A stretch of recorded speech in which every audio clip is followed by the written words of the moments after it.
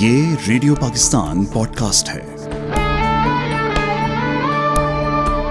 السلام علیکم، یہ ریڈیو پاکستان ہے اور ریڈیو پاکستان کے پوڈ کاسٹ کے ساتھ میں ہوں آپ کا میزبان جاوید حسین۔ آج کے پوڈ کاسٹ میں ہمارے مہمان ہیں آزاد جموں کشمیر کے صدر جناب سردار مسعود خان صاحب۔ آپ منجے ہوئے سفارتکار ہیں اور دنیا بھر کے مختلف ممالک میں بطور سفیر اپنے فرائض سر انجام دے چکے ہیں۔ السلام علیکم جناب صدر۔ وعلیکم السلام۔ جناب صدر، یہ بتائیے گا کہ کشمیریوں کے حق خود ارادیت کی تحریک گزشتہ 7 دہائیوں سے جاری ہے۔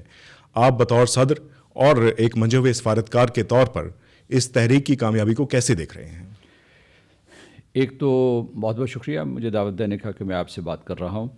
دوسرے، میں سوال کا جواب دینے سے پہلے یہ کہنا چاہتا ہوں کہ میری ریڈیو پاکستان سے بہت گہری وابستگی ہے۔ میں وزارت خارجہ میں جانے سے پہلے ایام جوانی میں ریڈیو پاکستان میں براڈ کاسٹر تھا۔ میں نے خبریں پڑھی ہیں اور برسہ برس تک میں اس سے وابستہ رہا ہوں، یہاں تک کہ جب میں دفتر خارجہ میں چلا گیا تھا تو اس وقت بھی جو ہے میں ریڈیو پاکستان سے خبریں پڑھا کرتا تھا۔ تو اس وجہ سے میری ایک گہری وابستگی ہے جی۔ اور پوری کی پوری ریڈیو پاکستان کی برادری، وہ میں اسے اپنی برادری سمجھتا ہوں۔ تو اس لیے یہ آج ایک خاص موقع ہے جس سے مجھے آپ سے اور ریڈیو پاکستان کے تمام لوگوں کے ساتھ اور ان کے سننے والوں سے ہم کلام ہونے کا موقع مل رہا ہے۔ جی۔ جو آپ نے سوال پوچھا وہ یہ ہے کہ حق خود ارادیت کی یہ تحریک 73 سال سے جاری ہے اور اس وقت تک جاری رہے گی جب تک ہم یہ حق حاصل نہیں کر لیتے۔ دنیا کی کوئی طاقت ہمیں اس حق کو حاصل کرنے سے نہیں روک سکتی ہے۔ اس کی وجہ یہ ہے کہ ایک تو اہل جموں و کشمیر حق پر ہیں، دوسرے ان کے دل پاکستان کے ساتھ دھڑکتے ہیں۔ انہوں نے 19 جولائی 1947 میں پاکستان کے بننے سے پہلے یہ فیصلہ کیا تھا کہ وہ پاکستان کے ساتھ الحاق کرنا چاہتے ہیں۔ ہندوستان نے مکاری کے ذریعے، عیاری کے ذریعے، جبر و استبداد کے ذریعے اس علاقے کے اوپر، جموں و کشمیر کے ایک حصے کے اوپر قبضہ کیا اور اس کے بعد لوگوں کا قتل عام شروع کیا۔ 1947 میں نومبر کے مہینے میں انہوں نے 2,37,000 مسلمانوں کو جموں میں شہید کیا تھا اور شہادتوں کا وہ سلسلہ آج تک جاری ہے۔ 5 لاکھ لوگ شہید ہو چکے ہیں۔ انہوں نے حق خود ارادیت کے لیے جان دی ہے اور اس کے علاوہ جو ہے پرامن تحریک چلتی رہی ہے جموں کشمیر میں۔ آج بھی جب آپ اور میں گفتگو کر رہے ہیں وہ تحریک چل رہی ہے اور اس تحریک کا ہرابل دستہ نوجوان ہیں۔ ہم بالکل ہمت نہیں ہارے اور نہ اہل جموں کشمیر ہمت ہارے، نہ اہل پاکستان ہارے ہیں۔ ہم اپنے موقع پہ قائم ہیں اسی طریقے سے جس طریقے سے 1947 میں تھے۔ ہم اپنا ہدف حاصل کر کے رہیں گے۔ جی۔ بھارت نے 370 کی تنسیخ کے بعد جو ہے وہ کشمیریوں کو اپنے ہی وطن میں محصور اور قیدی بنا کر رکھ دیا۔ اس حوالے سے جو شعور و آگاہی دنیا میں پیدا کیا گیا اس کو آپ کیسے دیکھتے ہیں اور دنیا کا جو رد عمل ہے اس کو آپ کیسے دیکھ رہے ہیں؟ رد عمل ملا جلا ہے۔ 5 اگست 2019 کے فوراً بعد ساری دنیا کشمیریوں کے ساتھ کھڑی ہو گئی تھی۔ آپ کو یاد ہوگا کہ دنیا بھر کے وہ بڑے بڑے اخبارات جو کشمیر کے سلسلے میں لکھنے سے جھجکتے تھے، جس میں نیو یارک ٹائمز ہے، واشنگٹن پوسٹ ہے، Wall Street Journal, Guardian, Times of London یا جو فرانس کے اخبارات تھے، یہ ہمیشہ جو ہے ہندوستان کی طرف جھکاؤ کا مظاہرہ کرتے تھے۔ لیکن اگست، ستمبر اور اکتوبر 2019 کو انہوں نے بابانگ دہل کھل کر برملا ہندوستان کو نشانہ تنقید بنایا اور کشمیریوں کا ساتھ دیا۔ لیکن ان 3 مہینوں کے بعد بین الاقوامی برادری کی توجہ بٹ گئی۔ خود بدقسمتی سے ملک کے اندر ہماری توجہ بٹ گئی تھی۔ تو اس وجہ سے کہ کچھ سیاسی مناقشے تھے، کچھ جھگڑے تھے، اس کی وجہ سے تو وہ تحرک یا مومنٹم جاری نہ رہ سکا جو کہ شروع میں پیدا ہوا تھا۔ میں اب بھی سمجھتا ہوں کہ 5 اگست 2019 کے بعد دنیا بھر کی پارلیمنٹس نے ہندوستان کے ان اقدامات کی مذمت کی ہے، جس میں یورپین پارلیمنٹ شامل ہے، US کانگریس ہے، برطانیہ کی پارلیمنٹ ہے اور اس کے علاوہ جو ہے آسیان، جنوبی مشرقی ایشیا کی جو پارلیمنٹس ہیں انہوں نے ہندوستان کو نشانہ تنقید بنایا ہے۔ اسی طریقے سے آرگنائزیشن آف اسلامک کوآپریشن نے، اسلامی تعاون تنظیم نے، اس نے کئی متعدد قراردادیں پاس کی ہیں اور جو اس سے پہلے اس کے بعد جو اجلاس ہوئے ہیں، خاص طور سے نیامی میں نومبر 2020 میں جو اجلاس ہوا تھا اس میں ایک بہت ہی ٹھوس اور مضبوط قرارداد پاس کی گئی تھی، جس میں ہندوستان کے مکروہ چہرے کو بے نقاب کیا گیا تھا. بتایا گیا تھا کہ کس طریقے سے وہ ہندوستان سے لا کر لاکھوں کی تعداد میں ہندوؤں کو جموں و کشمیر میں آباد کر رہے ہیں، مسلمانوں سے ان کی زمین چھین رہے ہیں، ان کے جیسا کہ آپ نے خود کہا کہ انہیں اپنے وطن عزیز میں محصور کر دیا ہے، انہیں اپنے گھر میں بے گھر کر دیا ہے. تو میں یہ کہوں گا کہ بین الاقوامی برادری آپ کے ساتھ کھڑی رہی. اب ہم پہ یہ فرض عائد ہوتا ہے اہل جموں و کشمیر کے اوپر، اہل پاکستان کے اوپر، کہ ہم اس بنیاد کو، اس فاؤنڈیشن کو استعمال کریں اور مسئلہ کشمیر کے سلسلے میں نہ صرف آگاہی پیدا کریں یا آگاہی میں اضافہ کریں، بلکہ اس کے ساتھ ساتھ یہ ہے کہ اقوام متحدہ کو اور دوسرے مقتدر ادارے جو ہیں یا جو طاقتور ممالک ہیں ان کو قائل کریں کہ وہ کشمیر کے اوپر فیصلہ کریں. فیصلہ کشمیریوں کی مرضی کے مطابق ہو، فیصلہ بین الاقوامی قانون کے مطابق ہو، فیصلہ جو ہے وہ اقوام متحدہ کی قراردادوں کے مطابق ہو. جی، بھارت کشمیر کا معاملہ خود اقوام متحدہ میں لے کر گیا اور آج جو ہے وہ خود اس ذمہ داری کو نبھانے سے قاصر ہے. اس کو کیسے دیکھتے ہیں؟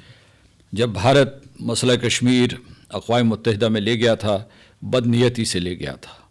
اصل میں اس وقت آپ کو یاد ہوگا، جو تاریخ کے طالب علم ہیں انہیں معلوم ہوگا کہ سن 1947 میں مہاراجہ نے ایک اسٹینڈ اسٹل اگریمنٹ کیا تھا حکومت پاکستان کے ساتھ، لیکن اس کی خلاف ورزی اس نے اس طریقے سے کرنا شروع کر دی کہ اسی اسٹینڈ اسٹل اگریمنٹ کے دوران اس نے پٹیالہ سے، پنجاب سے، کپورتھلا سے جو ہے فوجی دستے منگوائے اور کشمیریوں کے اوپر ظلم و ستم ڈھانا شروع کر دیا. کشمیریوں سے اسلحہ چھین لیا گیا تھا، بلکہ تمام مسلمانوں سے اسلحہ چھین لیا گیا تھا اور انہیں اپنے گھروں میں محصور کر دیا گیا تھا. اس کے بعد یہ ہوا کہ جو آزاد کشمیر کا علاقہ ہے، آزاد جموں و کشمیر جسے ہم کہتے ہیں، یہاں ایک تحریک آزادی پوری توانائی سے اٹھی اور اہل آزاد کشمیر نے، میں کہوں گا اہل جموں و کشمیر نے ایک جنگ آزادی لڑی، وار آف انڈیپینڈنس لڑی. اور اسی طریقے سے گلگت بلتستان کے لوگوں نے بھی ایک جنگ آزادی لڑی اور انہوں نے اس علاقے کو آزاد کروا دیا، جس علاقے کو ہم آزاد جموں و کشمیر کہتے ہیں. ہندوستان کی بزدل فوجیں جب سری نگر پہ اتری ہیں اسلحہ کے ساتھ، ساز و سامان کے ساتھ، تمام تیاری کے ساتھ، انہیں یقین نہیں تھا کہ وہ اس علاقے پہ اپنا قبضہ قائم رکھ سکیں گے. انہیں یہ خطرہ تھا کہ جو آزاد کشمیر کی فورسز ہیں یہ آگے بڑھیں گی اور پورے جموں اور کشمیر کو آزاد کروا دیں گی. اسی لیے وہ پاکستان کو اور جموں و کشمیر کے اس حصے کو جارح ثابت کرنے کے لیے ایک شکایت نامہ لے کر اقوام متحدہ کی سلامتی کونسل میں پہنچے، لیکن وہاں پاسا پلٹ گیا اور وہاں بین الاقوامی برادری نے فیصلہ کیا کہ وہ انصاف کریں گے، وہ اصولوں کی بنیاد کے اوپر فیصلہ دیں گے. اور ان کا فیصلہ یہ تھا کہ کشمیریوں کو یہ حق دیا جائے ایک رائے شماری کے ذریعے، اقوام متحدہ کے زیر انتظام ایک رائے شماری کے ذریعے فیصلہ کریں کہ وہ کیا چاہتے ہیں. کیا وہ ہندوستان کے ساتھ جانا چاہتے ہیں یا پاکستان کے ساتھ جانا چاہتے ہیں؟ اگر وہ ہندوستان کے ساتھ جانا چاہتے تو مسئلہ کیا تھا؟ اس وقت بھی جو ہے جو شیخ عبداللہ جو بہت ہی ہر دل عزیز لیڈر تھا کشمیریوں کا، اس نے تو ہندوستان کے سامنے گھٹنے ٹیک دیے تھے. اور اس کے بعد آج 73 سال ہو گئے ہیں. 73 سال ایک بڑی لمبی مدت ہوتی ہے. اگر ہندوستان نے اسے جذب کرنا ہوتا، اس علاقے کو اسے اپنے ساتھ ضم کرنا ہوتا، بڑا لمبا پیریڈ تھا، بہت لمبا عرصہ تھا، نہیں کر سکا کیونکہ تعلق غیر فطری ہے. کشمیری جو ہے ان کی قسمت، ان کی تقدیر پاکستان کے ساتھ جڑی ہوئی ہے. جی، وزیر اعظم پاکستان عمران خان نے کشمیریوں کا مقدمہ جو ہے وہ بھرپور انداز میں لڑا اور دنیا بھر میں اسے اجاگر کیا. آپ ان سفارتی جو کوششیں ہیں اس سے مطمئن ہیں؟ وزیر اعظم عمران خان نے 2019 میں اقوام متحدہ میں تقریر کی تھی، اس کو اہل جموں و کشمیر نے سراہا. مقبوضہ کشمیر کے گلی کوچوں میں نوجوانوں نے، ہر عمر کے شخص نے اس کو خراج تحسین پیش کیا. اس تقریر کے ادھر آزاد کشمیر میں، پاکستان میں ہر جگہ پہ جو ہے اس تقریر کا چرچا ہوا. تو کہنے کا مطلب یہ ہے کہ اس کے علاوہ جو ہے دفتر خارجہ جو کوششیں کر رہا ہے، یہ ریاست پاکستان بحیثیت مجموع جو کوششیں کر رہی ہے، اس کے لیے ہم ان کے بے حد شکر گزار ہیں. یہ بھی میں کہنا چاہتا ہوں کہ اہل جموں و کشمیر اور پاکستان کا بڑا گہرا رشتہ ہے اور ہم پاکستان کے شکر گزار ہیں، ممنون احسان ہیں کہ اتنے خطرات کے باوجود، اپنی قومی سلامتی کو اتنے خطرات کے باوجود وہ کشمیر کے سلسلے میں کسی دباؤ کا شکار نہیں ہوئے، ایک قدم بھی پیچھے نہیں ہٹے۔ موجودہ حکومت ہو یا موجودہ ریاست کا جو فیصلہ کرنے والے لوگ ہیں، یا اس سے پہلے جہاں ہم 1947 میں کھڑے تھے وہیں آج بھی کھڑے ہیں۔ تو اس لیے ہم جو ہے حکومت پاکستان کا شکریہ ادا کرنا چاہتے ہیں۔ آپ کا یہ سوال کہ کیا ہم مطمئن ہیں، جی، تو میں نے کچھ مشکلات کا ذکر کیا ہے کہ دیکھیے، جہاں بین الاقوامی سول سوسائٹی، حقوق انسانی کی تنظیمیں، پارلیمنٹیرینز اور ذرائع ابلاغ ہمارے ساتھ کھڑے ہوئے ہیں، اور کچھ حکومتوں نے بھی ہمارا ساتھ دیا، کچھ ریاستوں نے ہمارا ساتھ دیا، میں ملیشیا، ترکی، ایران اور بعد میں جو ہے سعودی عرب، دوسرے ممالک، انہوں نے بھی کھل کر ہمارا ساتھ دیا، کچھ مغربی ممالک نے بھی دیا، جو نارڈک کنٹریز ہیں یا جرمنی یا اور بہت سے جو ممالک ہیں، انہوں نے بھی ہمارا ساتھ دیا۔ لیکن جو دنیا کی طاقتور اقوام ہیں، جس میں خاص طور سے میں ذکر کرنا چاہتا ہوں امریکہ کا، برطانیہ کا، فرانس کا اور روس کا، انہوں نے اس طریقے سے کھل کر کشمیریوں کا ساتھ نہیں دیا جس طریقے سے انہیں دینا چاہیے تھا، کیونکہ یہ جو اقوام ہیں جن کا میں نے ذکر کیا ہے، یہ سلامتی کونسل کے مستقل ارکان ہیں، لہٰذا فیصلہ سازی میں ان کا ایک بہت اہم کردار ہے۔ ایک ملک جس کا میں نے نام نہیں لیا ہے وہ چین ہے، اور ہم چین کے شکر گزار ہیں کہ 2019 میں پاکستان کی درخواست کے اوپر انہوں نے سہولت کاری کا کردار سر انجام دیا، اور اس کی وجہ سے پاکستان ایک مرتبہ پھر سلامتی کونسل میں مسئلہ کشمیر کو اٹھانے میں کامیاب رہا۔ جی، تو جہاں ایک سطح پہ ہم کامیاب ہوئے ہیں، دوسری سطح پہ ہمیں کامیابی نظر نہیں آ رہی، کیونکہ امریکہ کا اور اس کے جو ساتھی حلیف ممالک ہیں ان کا جھکاؤ ہندوستان کی طرف ہے، اور اس وجہ سے وہ زمینی حقائق کا سامنا کرنے کے لیے تیار نہیں ہیں۔ اگر وہ کشمیر کو دیکھتے بھی ہیں کبھی کبھار، تو وہ ہندوستان کے عدسے سے دیکھتے ہیں، دلی کے عدسے سے دیکھتے ہیں۔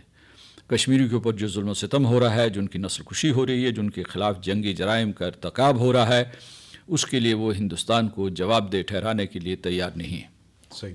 5 اگست 2019 کے ظالمانہ، غیر قانونی اور غیر اخلاقی جو اقدام کیا گیا بھارت کی جانب سے، اس میں وہ کامیاب دکھائی تو نہیں دیتا، اور اب کوشش یہ کر رہا ہے کہ کچھ نام نہاد جو لیڈرز ہیں کشمیریوں کے، ان کے ساتھ بات چیت کی جائے، اور کی بھی۔ تو اس صورتحال کو کیسے دیکھ رہے ہیں آپ؟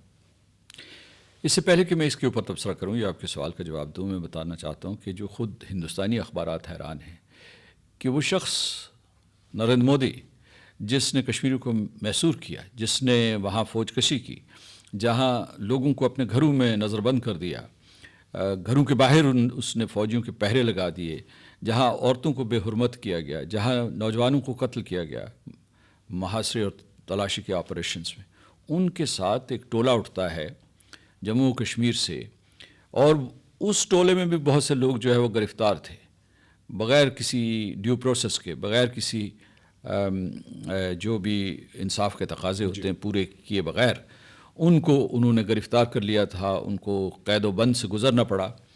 تو یہ لوگ اٹھتے ہیں اور اس کے بعد ایک انتہائی خوشگوار ماحول میں، مذاق ٹھٹھے کے ماحول میں جو ہے کشمیر کے بارے میں نریندر مودی سے گفتگو کرتے ہیں۔ یہ ہندوستانی اخبارات کے تبصرے ہیں، انہیں یہ بات سمجھ میں نہیں آ رہی۔ جہاں تک اہل جموں و کشمیر کا تعلق ہے، ان کے نام لے لیجئے، آپ کو ان کا سیاسی شجرہ جو ہے سمجھ میں آ جائے گا۔ ان میں جو فاروق عبداللہ ہے، عمر عبداللہ ہے، محبوبہ مفتی ہے، غلام نبی آزاد ہے، یہ سارے کے سارے وہ لوگ ہیں جو بالاقساط کشمیر کو بیچتے رہے ہیں۔ سب سے پہلے شیخ عبداللہ نے کشمیر کو بیچا تھا، اس امید میں کہ شاید نہرو جو ہے اسے خود مختاری دے دے گا۔ اس کے بعد جو ہے اس کی نسل در نسل لوگ جو ہے کشمیر کو بیچتے چلے آئے ہیں۔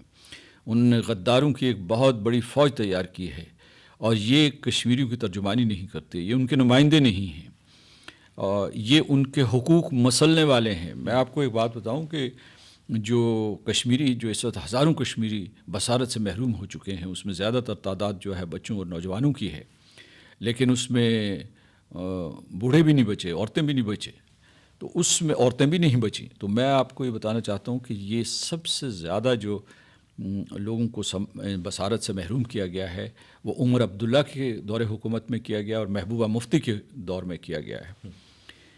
تو یہ وہ لوگ ہیں جو ہندوستانی حکمرانوں یا ہندوستانی سامراج کا اعلی کار رہے ہیں. انہیں کوئی استحقاق نہیں کہ یہ کشمیریوں کی نمائندگی کر سکیں، کیونکہ جب نریندر مودی نے کشمیری رہنماؤں کو بلایا تو ہندوستان نواز لوگوں کو بلایا جو جے ہند کا نعرہ لگاتے ہیں، جو بندے ماترم کا اور بھارت ماتا کا نعرہ بلند کرتے ہیں.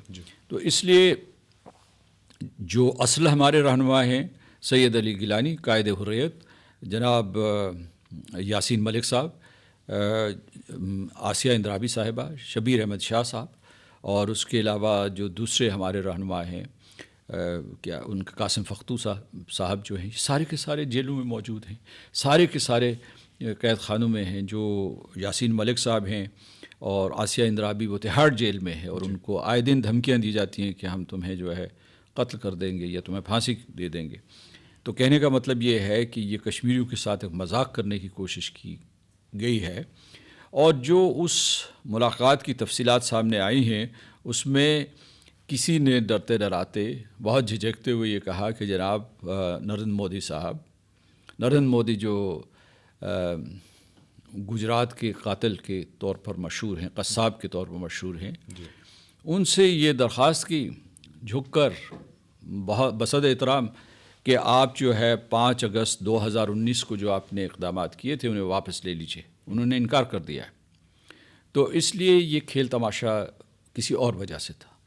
اصل مقصد یہ تھا کہ وہ جموں میں اور کشمیر میں جو نئی حلقہ بندی کر رہے ہیں اس میں یہ کر رہے ہیں کہ ہندوؤں کی تعداد بڑھا رہے ہیں. ابھی میں آپ کو بتا دوں کہ جو گزشتہ اپریل سے اس سال تک وہ تقریباً 40 لاکھ لوگ یا 4 ملین لوگ جو ہے، اور وہ خاص طور سے جو ہندو ہیں پورے کے پورے ہندوستان سے، بنگال اور بہار سے، راجستھان سے، مہاراشٹر سے، ہماچل پردیش سے، پنجاب سے اور دلی سے لا کے انہوں نے وہاں آباد کیے ہیں.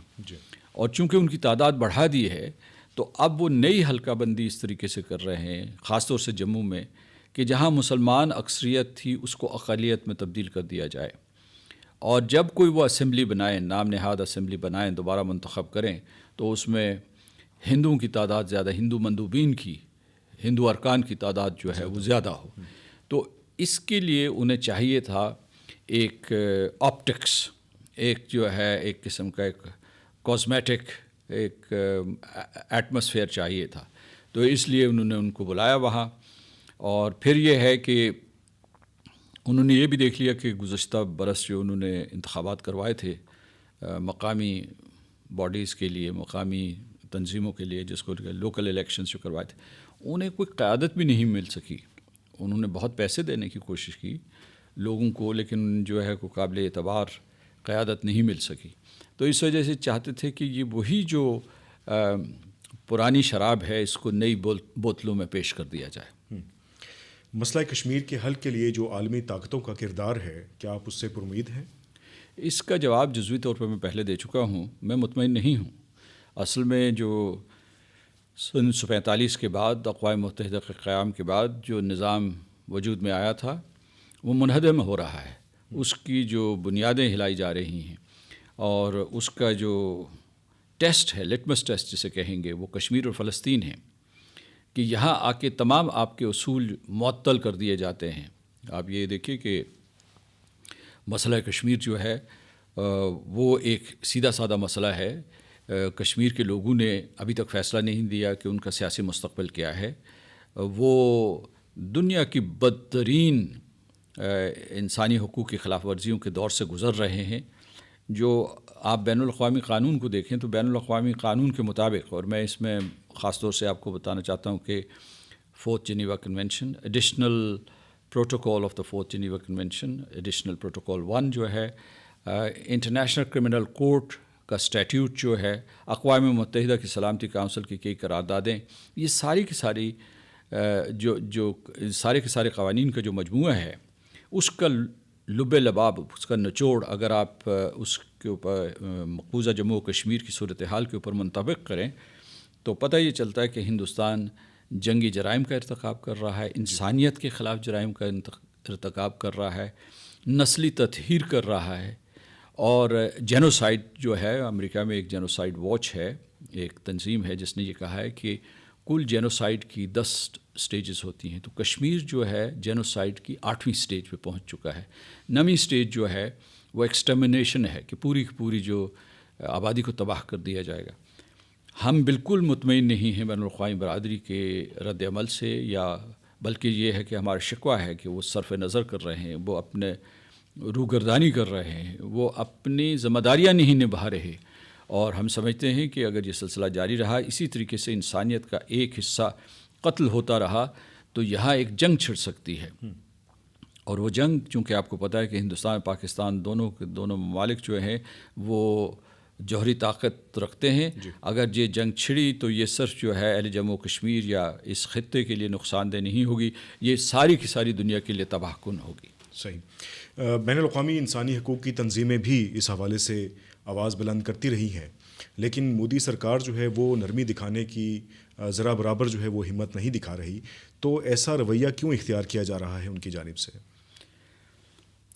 دیکھیے، وہ تو بات بہت آسانی سے سمجھ میں آ جاتی ہے کہ جو مودی ہے اور اس کی جو انتہا پسند جماعت ہے جس کو بھارتیہ جنتا پارٹی کہتے ہیں، یا ان کے پیچھے جو نظریاتی جماعت ہے جسے راشٹریہ سوائم سیوک سنگھ کہتے ہیں، ان کا مقصد ہی یہ ہے کہ مسلمانوں کو صفحہ ہستی سے مٹانا، یا ان کے وجود سے جنوبی ایشیا کو پاک کرنا، جسے برصغیر پاک و ہند کہتے ہیں، یا اس سے مسلمانوں کا خاتمہ۔ کشمیر جو ہے وہاں وہ ہندوؤں کی تعداد بڑھانا چاہتے ہیں اور مسلمانوں کی تعداد کو گھٹانا چاہتے ہیں۔ خود انہوں نے جو ہے ہندوستان کے اندر مسلمان جو ہے، میں ان کو اقلیت نہیں کہتا کیونکہ وہ تقریباً 20 کروڑ کے قریب لوگ ہیں، 20 کروڑ کے لوگ جو ہے وہ اقلیت نہیں کہلائے جا سکتے۔ ان کے خلاف جو ہے ہر قسم کی غیر انسانی کارروائی ہو رہی ہے، تو ان کے یہ ساری کی ساری چیزیں ہمیں سمجھ میں آتی ہیں کہ وہ ایسا کیوں کر رہے ہیں۔ اصل مسئلہ یہ ہے کہ جو بین الاقوامی برادری ہے، اس دور کے ایک ہٹلر کو، اس دور کے ایک مسولینی کو، اس دور کے ملاسووچ کے ان اقدامات کو کیوں برداشت کر رہی ہے، اور کیونکہ وہ دھجیاں بکھیر رہے ہیں انسانی حقوق کی۔ اچھا، انسانی حقوق کی تنظیموں کا آپ نے ذکر کیا، تو میں بالخصوص ذکر کرنا چاہتا ہوں 2018 اور 2019 میں پہلی مرتبہ اقوام متحدہ کی جو ایک ہیومن رائٹس کاؤنسل ہوتی ہے، اس کے جو ایک ہائی کمشنر ہوتے ہیں، office of the high commissioner for human rights, انہوں نے 2 رپورٹیں شائع کی ہیں اور ہندوستان کو گردن زدنی قرار دیا ہے، اسے مورد الزام ٹھہرایا ہے اور اس کی انڈائٹمنٹ کی ہے، اور اس کے بتایا ہے کہ یہ ہے اس کے جرائم کی فہرست۔ اور پھر انہوں نے یہ بھی کہا ہے کہ انہوں نے ہندوستان سے مطالبہ کیا کہ کشمیریوں کے مسلمہ بین الاقوامی قانون کے مطابق مسلمہ حق خود ارادیت کو تسلیم کرے اور اس کا احترام کرے، اور اس نے یہ بھی سفارش دی تھی کہ ایک کمیشن آف انکوائری قائم ہونا چاہیے جس میں ہندوستان کے ان جرائم کی چھان بین اور تحقیق کی جائے اور ثبوتوں کے ساتھ۔ تو لیکن وہاں پھر جو ہے جو عالمی سیاست ہندوستان کے لیے ڈھال بن گئی کہ وہ کمیشن ابھی تک نہیں بن سکا۔